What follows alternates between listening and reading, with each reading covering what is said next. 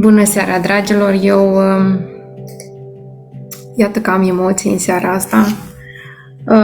Prima mea seară ca și gazdă și este normal dacă până acum preferam mai mult spatele ecranelor, de data asta sunt în față și sunt în față cu o temă care m-a provocat și pe mine foarte mult.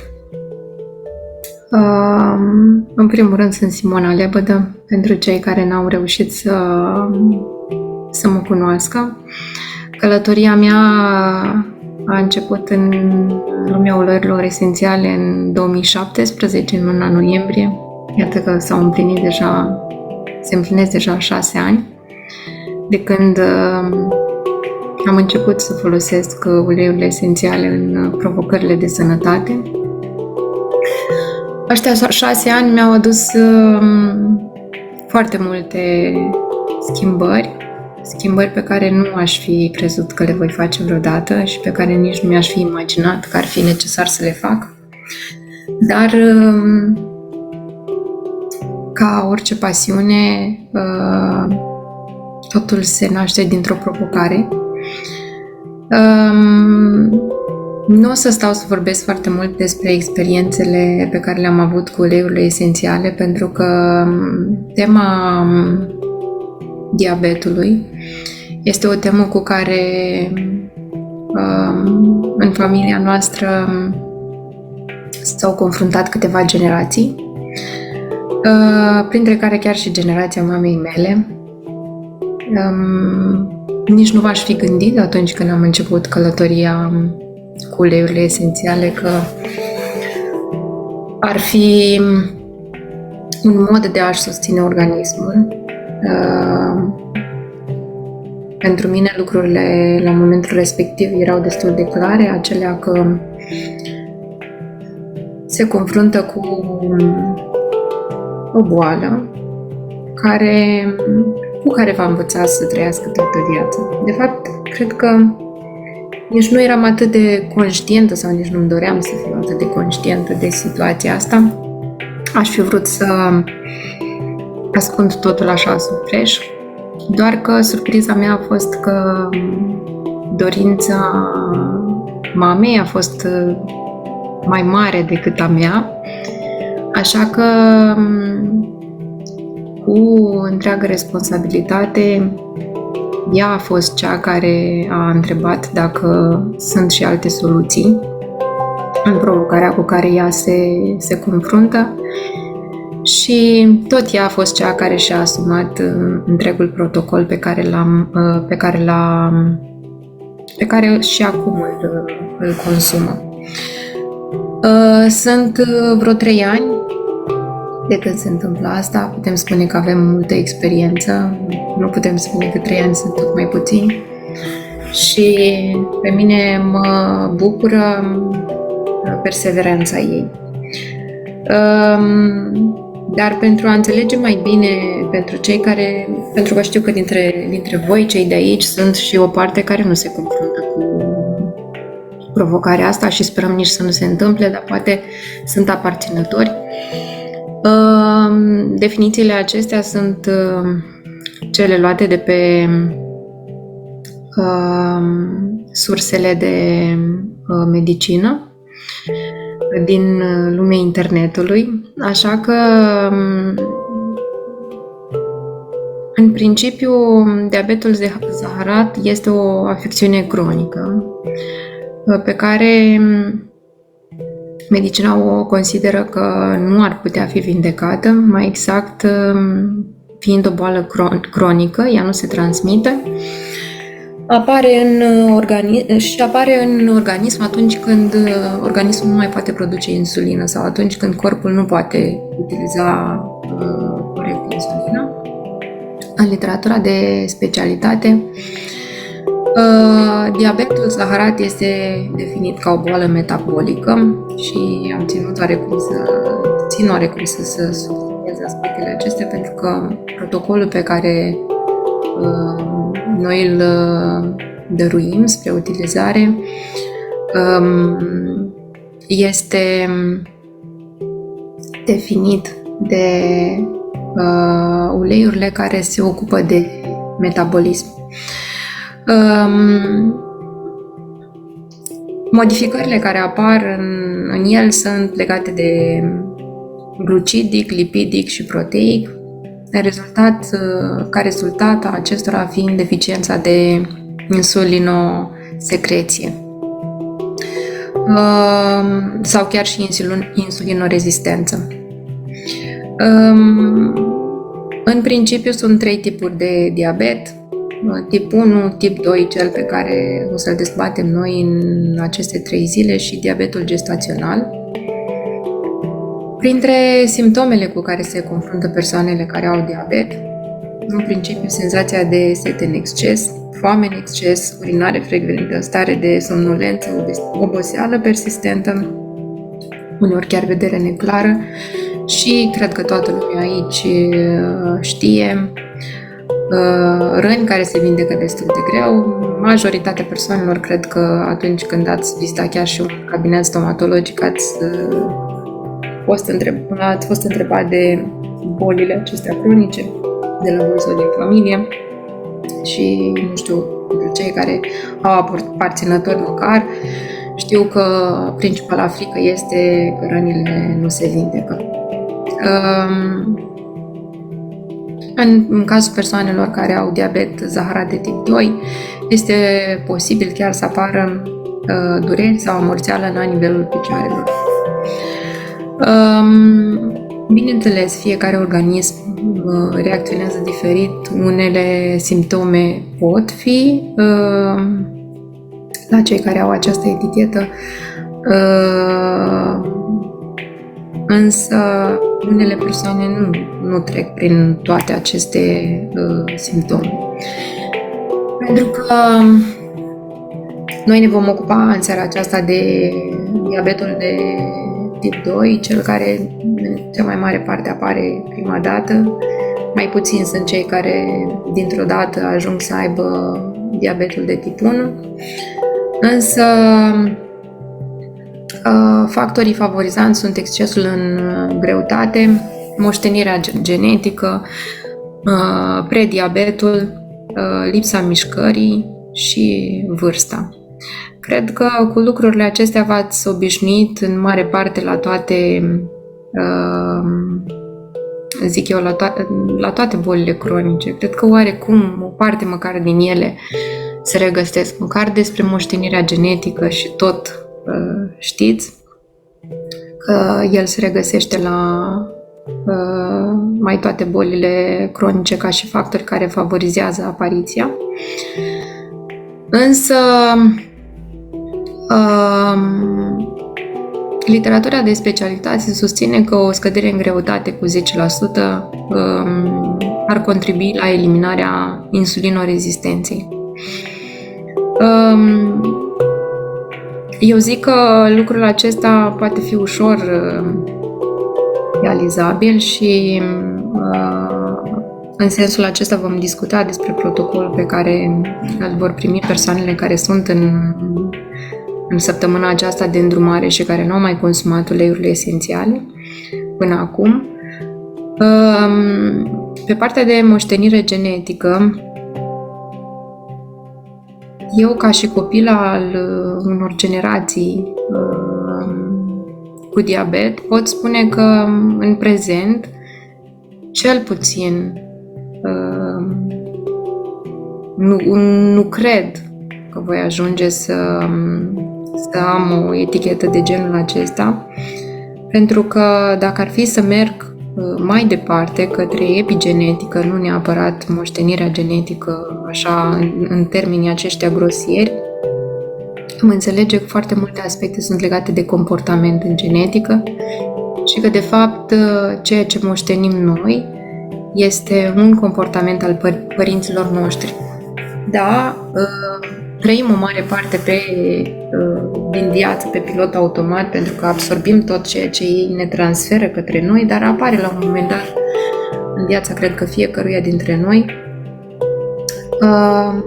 schimbări de comportament, mai ales atunci când le cunoaștem și pe care le vom discuta în a treia zi, în data de 22, alături de Mădălina. În ceea ce privește prediabetul, din cunoașterea pe care eu o am, din persoanele cu care am lucrat până acum, acesta este prima afecțiune care apare și se susține că aceasta nu ar fi corect gestionată. Hai să nu-i spunem tratată, ci mai degrabă corect gestionată și o să vedeți că atunci când apare prediabetul, majoritatea persoanelor se orientează strict către o dietă sănătoasă din acest punct de vedere. În ceea ce privește lipsa mișcării,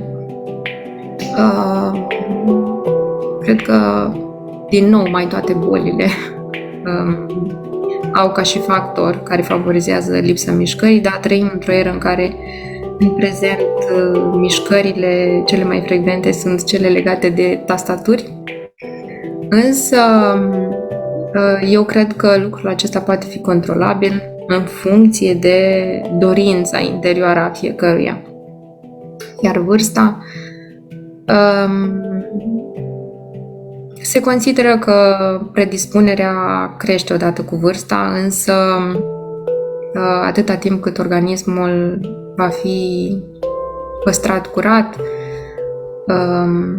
hai să spunem așa, boala nu ar avea de ce să se instaleze într-un corp sănătos. Cei care vor primi protocoalele din partea echipei Dăruim, proiectul acesta care a început acum 35 de luni și în care fiecare participant va primi o parte din ceea ce este potrivit pentru a folosi în diabet, pentru că, să vedeți, recomandările sunt mult mai multe decât ceea ce veți primi, însă cu siguranță dacă se vor folosi în aceste 5 zile ceea ce primiți dumneavoastră, veți observa modificări, cel puțin în starea de spirit, pentru că atunci când vorbim de un putem să spunem bau-bau al societății acesteia, da? Pentru că toată lumea când aude de simptomatologia asta, observăm cum parcă oamenii își schimbă starea. Este pentru mulți ca și o condamnare. Din punctul meu de vedere, și aș vrea în zilele acestea să ne schimbăm oarecum perspectiva asupra ceea ce reprezintă boala, este un moment pentru cei care au găsit doar în dulceața vieții, doar în dulciurile sau mâncărurile pe care le consumă. Ori, din punctul meu de vedere, diabetul e ca o resursă pentru a ne reîntoarce la noi. Acestea sunt minimile beneficii pe care noi ne așteptăm să le regăsiți în protocolul pe care îl veți primi. Va fi vorba despre o mustră de 1 mililitru de MetaPower.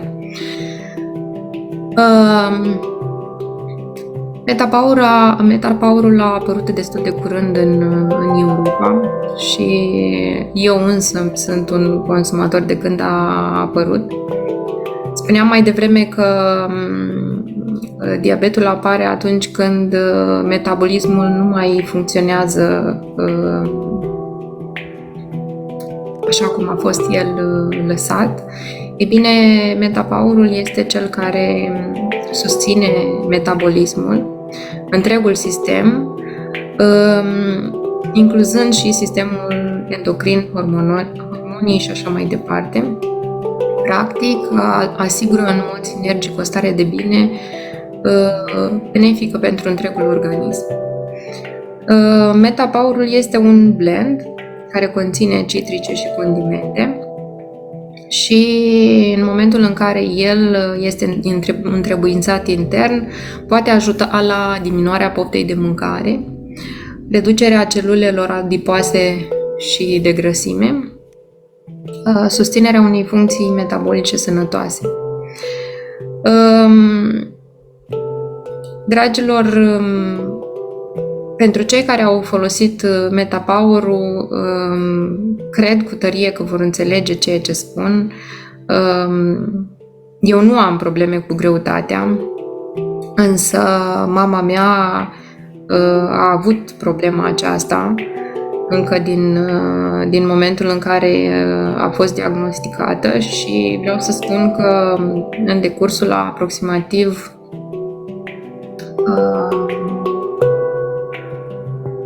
un an și jumătate, fără să-și schimbe foarte mult dieta, doar cu grefă și cuișoare, scorțișoare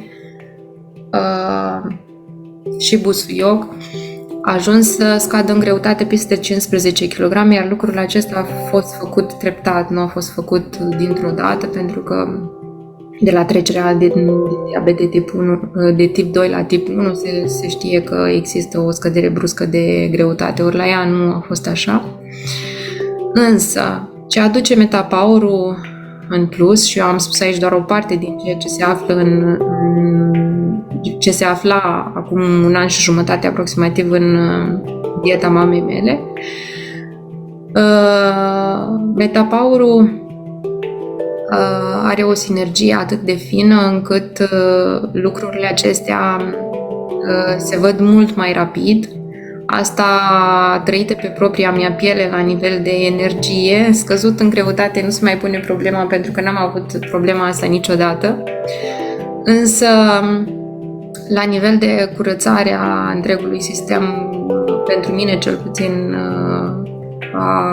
a venit destul de puternic, deși sunt o consumatoare de 6 ani de zile de uleiuri esențiale și putem spune că în rest ce a făcut organismul meu. Da, au fost părți în care s-a lucrat la el, însă sinergia acestui ulei este cu mult peste ceea ce se afla înainte în sinergiile de uleiuri esențiale pe care eu le consum. Pe lângă aceasta, eu recomand și Metapower Assist, asta pentru că el este recomandat în reglarea glicemiei și menținerea unui nivel constant de energie pe parcursul zilei. Uit acum la tonul persoanelor pe care le cunosc și care sunt consumatoare de uleiuri esențiale și au și această problemă de sănătate. Și din punctul meu de vedere, nu doar vorbind despre Metapower, da, vorbind și despre uleiuri efectiv individuale, starea lor de spirit este mult diferită, iar nivelul de energie este cu mult mai crescut față de cum era înainte. Ca să înțelegem că uleiurile esențiale nu sunt cele care vin în ajutorul corpului doar, ci susțin la nivel emoțional. Uleiurile care se regăsesc în Metapower, cum ar fi grefa, care aduce inspirație, conectare cu copilul interior, bunăstare, încredere și acceptarea corpului. Lemonul aduce bucurie, fericire și optimism. Ghimbirul, devoțiune, capabilitate, să ai o intenție clară și responsabilitate. Cinamonul aduce acceptarea propriului corp, acceptarea unei sexualități sănătoase și a intimității. Iar menta, unul din cele mai consumate uleiuri esențiale din doTERRA, aduce o stare bună de spirit, optimism, ușurare și puterea de a face față durerii emoționale. Dacă este ceva ce am înțeles în anii aceștia, este legată de faptul că cu durerile nu te lupți, ci le transformi, ajutat de înțelegere. Iar înțelegerea aceasta, pentru mine personal, a venit odată cu studiul, dar și cu consumul uleiurilor esențiale.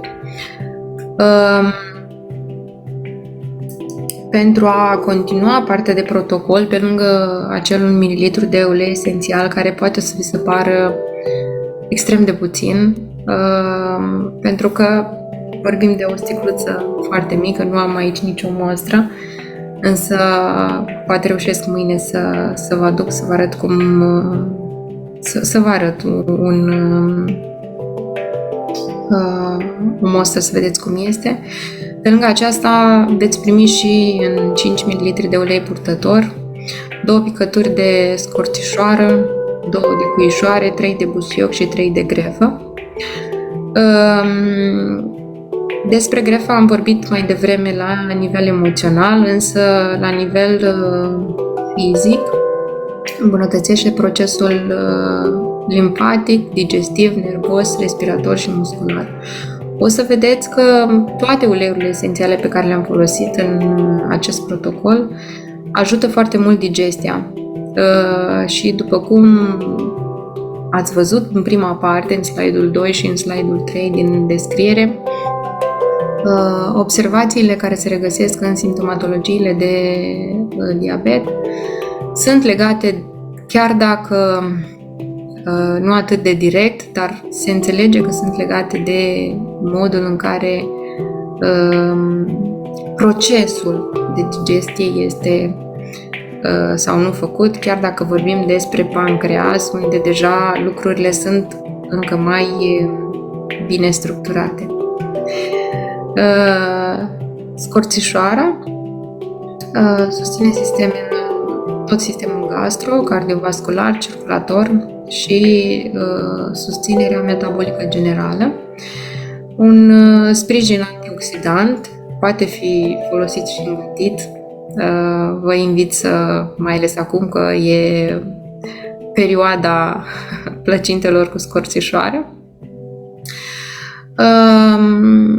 Însă ajută la susținerea nivelurilor sănătoase de zahăr din sânge, deja în interval normal, poate promova o digestie sănătoasă atunci când este administrat intern, are o aromă care încălzește și este înălțătoare, nu degeaba o folosim acum în prăjituri. Aduce beneficii emoționale ca bucuria și curajul. O să vă invit pe cei care veți primi protocolul să împărtășiți primul impact al aromei din acest blend. Cuișoarele, ca și beneficii fizice, susține sănătatea tiroidei, din nou a sistemului digestiv, este un puternic antioxidant și ajută în reglarea tensiunii arteriale și a cantității de zahăr din sânge. Este un bun suport în adicția de fumat, susține sănătatea inimii și a sistemului circulator, a sistemului respirator și sprijină sănătatea dentiției. Ca și beneficii emoționale, ajută la depășirea limitelor și domodirea curajului. Iar ultimul ulei esențial din protocol pe care o să-l descriu este cel de busuioc, care susține sistemul cardio, digestiv, endocrin, imunitar, intertegumentar, musculoscheletar, nervos, respirator și urinar. Sunt multiple beneficii poate aici și acum sunt sigură că o să vă întrebați, ok, cum adică un singur ulei esențial poate acoperi toate aceste zone? Da, pentru că ele lucrează pe mai multe câmpuri și o să vedeți la sfârșitul prezentării. Iar tot pentru busuioc, ca și beneficii emoționale, este un energizant foarte bun. Ajută la reînnoirea întregului sistem, întinerirea și la odihnă și la a ne simți mai puternici, mai întăriți. Vă spuneam mai devreme că pentru a putea depăși o astfel de condiție, pentru a lucra cu adevărat intens și dacă chiar simțim că vrem să facem ceva mai mult pentru organismul nostru decât au făcut statisticile pe care le cunoaștem. Pentru că acum noi știm foarte bine ce înseamnă diabetul de tip 2. Majoritatea, după 10-15 ani, ajung, din păcate, la insulină. Lucrul acesta ar fi trebuit să se întâmple și pentru mama mea. Ea a renunțat practic la medicație în momentul în care trebuia să ajungă la insulină.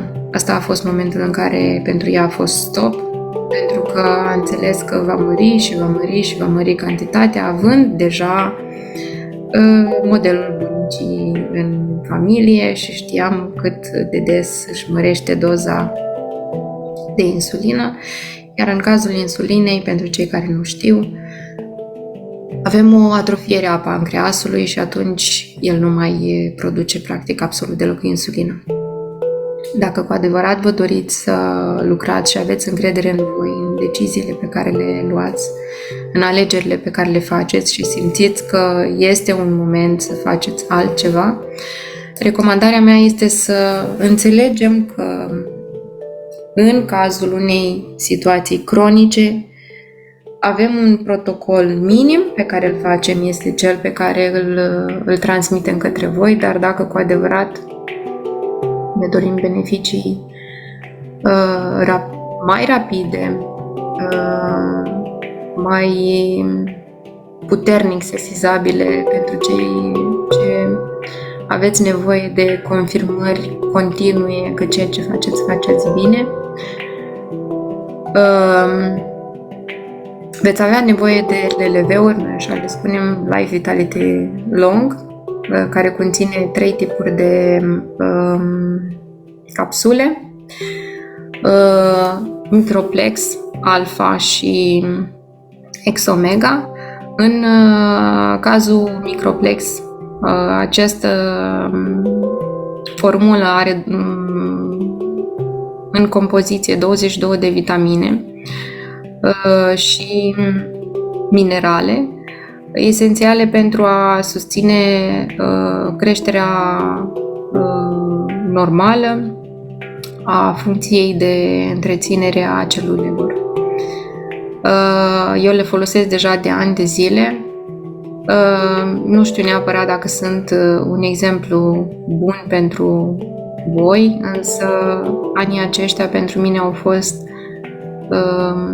fără nevoia unui suport exterior și pot spune că am trecut prin la fel de multe provocări ca absolut oricine altcineva. Faptul că folosim uleiuri esențiale, asta nu înseamnă că nu avem simptome. Și noi avem simptome la fel de multe și la fel pentru că trăim într-o lume cu la fel de multe provocări. Modul în care abordez sănătatea este diferită. A doua capsulă pe care o conține Life Vitality este Alpha, care susține proliferarea și durata de viață, sănătatea celulelor prin reducerea stresului la nivel de ADN. Este atât de complexă această formulă. Uneori am așa curiozitatea de a nu le lua pe toate 3 odată, ci de a lua o lună de zile una să văd efectiv care sunt diferențele și dacă într-adevăr la una dintre ele mă simt pielea mai întinerită, părul și așa mai departe și observ cum pielea devine altfel. La celălalt, dacă reușesc să am într-adevăr tonusul pe care descrierea o oferă. Și da, în toată această perioadă testele le-am făcut și pe mine, nu doar din ceea ce se notează pe beneficii, și nu pot decât să vă invit și pe voi să faceți asta ca să puteți descoperi dacă am și eu sau nu dreptate pe lângă ceea ce descrierea produselor o spun. Iar X-Omega este o sursă de acizi grași și amestec de uleiuri esențiale pentru a asigura beneficii pe toate planurile și pe toate nivelele.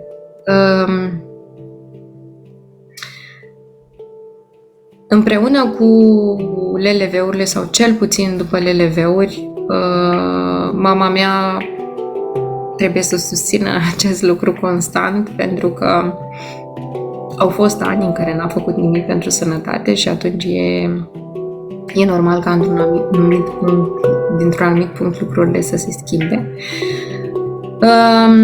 Pe lângă acesta, întregul kit MetaPower, care susține metabolismul, conține practic 5 produse. Uleiul pe care voi îl veți primi în testare, Beetles-ul, care efectiv conține mici biluțe, tot cu ulei esențial pentru a diminua pofta de mâncare, Soft Gel-ul, o capsulă ce te ajută după masă să se facă digestia corespunzător, și de asemenea MetaPower Assist, despre care v-am spus mai devreme, ca și recomandare principală pe care voi nu îl veți primi. În afară de ulei, celelalte 4 nu se vor primi, dar măcar acesta ca recomandare să-l achiziționați, pentru că ajută foarte mult în această provocare. Iar despre colagen, cred că toată lumea, cel puțin despre cremele cu colagen, ați auzit, chiar dacă nu vorbim despre acest tip de colagen, care e o inovație unică în prezent, în lume, care are practic de 12 ori nivelul de absorpție mai bun decât tot ceea ce este pe piață. Și cele mai iubite aplicări pe care eu susțin că e impetuos necesar să le facem în funcție de provocări, că Sinfonia Celulelor nu este doar pentru persoane care au provocări de diabet, ci pentru foarte multe provocări, cred, pentru toată paleta de cronicități și simptome acute. Din Symphony of the Cells al lui Boyd Truman, recomand protocolul solar și protocolul iertării, o zi făcut unul, iar o zi celălalt.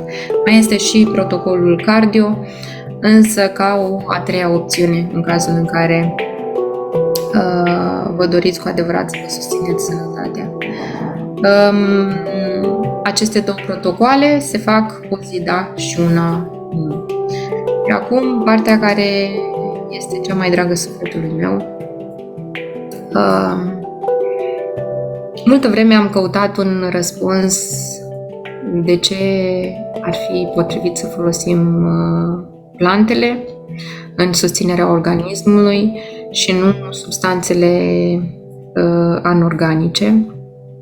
Și doTERRA, sau lumea doTERRA, de fapt, că nu neapărat doTERRA a făcut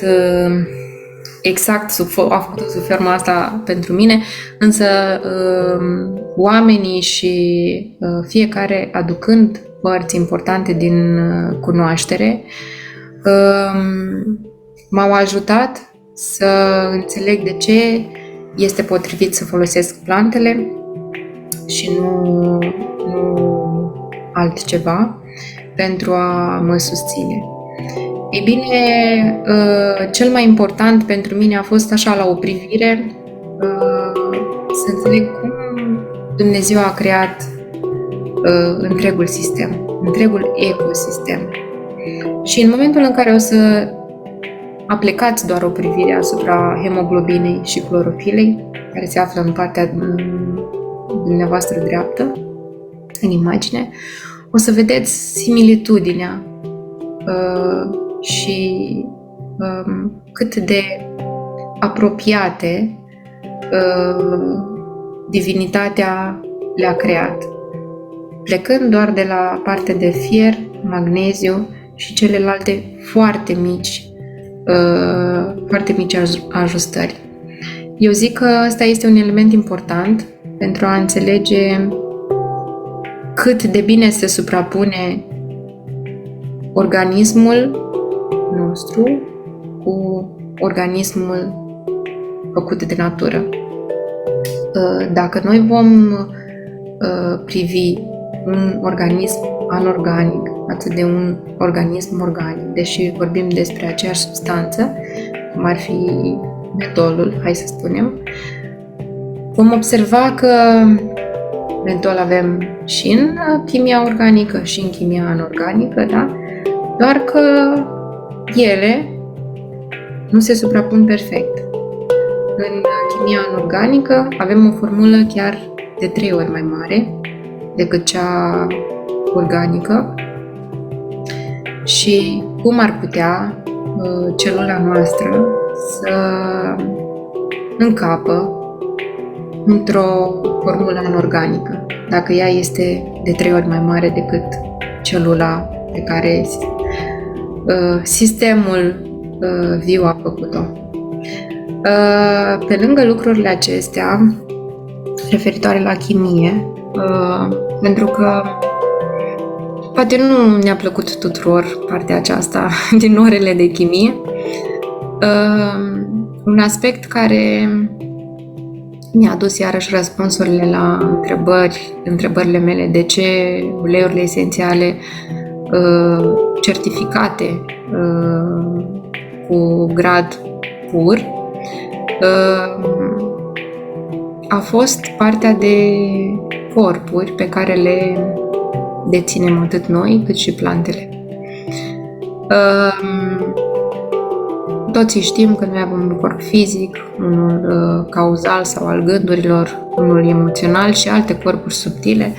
Noi o să-i spunem la corpurile acestea subtile suflet, pentru că fiecare are o privire, poate avea o privire diferită despre ceea ce înseamnă divinitate. Însă când vorbim despre corpul fizic, cu toții suntem de acord că și noi și plantele au unul. Pe lângă aceasta, noi avem un sistem de apărare și culmea este că și planta are și ea un sistem de apărare pe care îl regăsim în uleiurile esențiale. Aici nu am o fotografie, din păcate, a punguțelor de ulei esențial care se regăsesc în absolut orice parte din plantă. Că vorbim despre rădăcină, că vorbim despre tulpină, scoarță, floare, fruct, se regăsesc aceste mici particule într-o cantitate mai mică sau mai mare în funcție de nevoia plantei. Practic, uleiul esențial este sistemul de apărare al plantei, ceea ce noi folosim pentru a ne ajuta în corpul nostru fizic din corpul fizic al plantei. În ceea ce privește corpul cauzal, gândurile noastre, dacă noi știm, pentru că ni se aprind beculețele imediat și avem un mod de gândire, unul făcut chiar din automatisme de foarte multe ori, pentru că așa a fost necesar pentru a supraviețui. Haideți să vedem ce se întâmplă la plante, pentru că, de fapt, gândurile noastre sunt pentru noi, pentru a supraviețui. Și dacă noi credem că gândurile pe care le avem sunt doar ale noastre, din păcate, lucrurile nu stau chiar așa, sunt ale noastre și ale generațiilor anterioare nouă și au fost învățate de către noi ca și mecanisme încă din primul an de viață. Iar aici, pentru curiozitate, o să vă invit să studiați epigenetica, Însă, pentru a merge mai departe și a înțelege dacă plantele au și ele un corp al gândurilor, iată că sunt studii care arată că și ele au gânduri și ele au un mecanism de supraviețuire. Și cum s-a demonstrat lucrul acesta, 3 plante din același fel au fost puse în vid în 3 recipiente, iar unia dintre ele i-au fost aduși stresori exteriori, adică a fost lăsată fără apă o perioadă mai lungă de timp. Și cum credeți că a reacționat acea plantă? Acea plantă a început să-și facă provizii pentru a putea supraviețui. Exact ceea ce face omul cu gândurile lui. Iată, acesta este corpul cauzal, corp pe care și plantele și oamenii îl au, pe lângă prima suprapunere, corpul fizic, hemoglobina și clorofila, ceea ce am discutat în prima parte, și gândurile fac parte din aceleași elemente care, surprinzător, sunt în ambele părți. Haideți să vedem următorul corp, corpul emoțional. Vedeți că în ultima perioadă cu toții suntem uneori chiar disperați, că totul se bazează pe emoții. Auzim din stânga și din dreapta, toată lumea vorbește de dezvoltare personală. Și cum să facem să ne fie bine și cu toate acestea, din păcate, rata depresiilor se mărește anual, respectiv a suicidurilor și așa mai departe. Dar hai să vedem ce se întâmplă cu corpul emoțional la plante. Vă spuneam mai devreme că s-a descoperit că plantele au și ele gânduri pentru supraviețuire și au început să-și facă depozite. Iar pentru a înțelege că există și un sistem al emoțiilor, la plante s-a observat că planta care și-a făcut rezerve n-a ținut această informație doar pentru ea, ci a dat-o mai departe celorlalte 2 plante care nu aveau niciun fel de problemă în ecosistemul lor. Și cu toate acestea, comportamentul plantelor a fost unul colectiv, respectiv și celelalte 2 plante și-au făcut depozite pentru a supraviețui și ele. Dacă acest lucru este puțin pentru voi, o să fac referire la cum face omul. În momentul în care noi știm că focul frige, arde, transmitem informația aceasta copilului nostru pentru a nu se frige nici el. Așa că avem următoarea asemănare, corpul emoțional, care îl regăsim și la om, dar și la plante. Cât despre corpurile subtile sau sufletul nostru, nu suntem doar bucăți de carne, pentru că dacă am fi doar asta, am observat că în frigider am avea carne cu suflet, dar pentru că lucrul acesta nu este adevărat, iată că ceva ne ține în viață. Eu îi mai spun și corpul vieții, da, pentru că, vedeți, vorbim, ne mișcăm, facem tot felul de activități, avem planuri mărețe și așa mai departe. Și totuși o forță, ceva exterioară ne ține în viață pentru a ne realiza toate aceste lucruri. Ei bine, acum este iarnă pentru plantele noastre și au avut și ele, tocmai au încheiat un ciclu de viață. Ceva le menține și pe ele vii, aceeași forță, spun eu, care ne ține pe noi în viață. Este substanța eterică, îi mai spunem energie sau vibrație, iar în ceea ce privesc plantele, au și ele vibrația lor și cele mai înalte vibrații, să știți că le găsiți la uleiurile esențiale, cea mai înaltă fiind cea a trandafirului de 320 de MHz.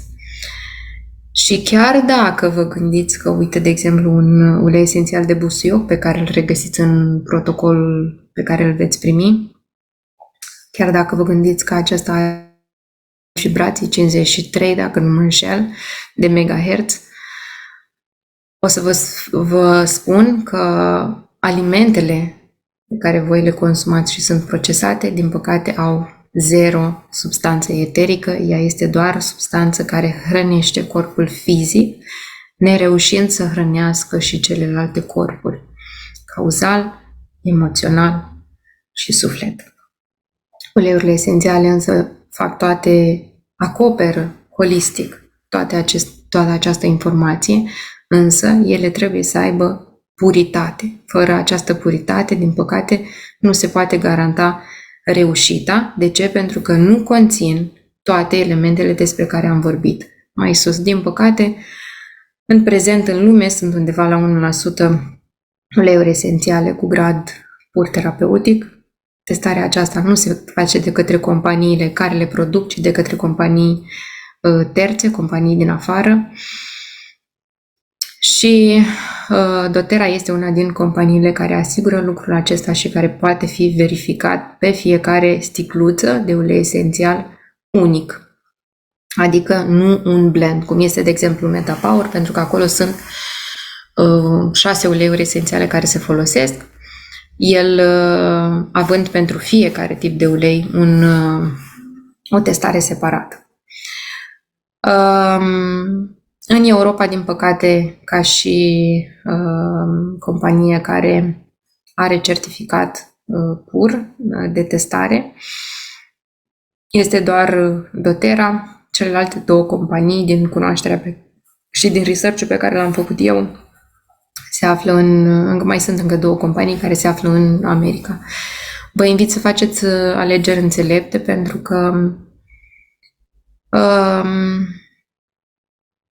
nu cred că cei mai ales care ați mai încercat și altceva, nu cred că poate fi comparabil modul în care te simți și modul în care primești efectiv viață din sticluțele acestea de ulei esențial. Aceasta a fost prezentarea din seara aceasta.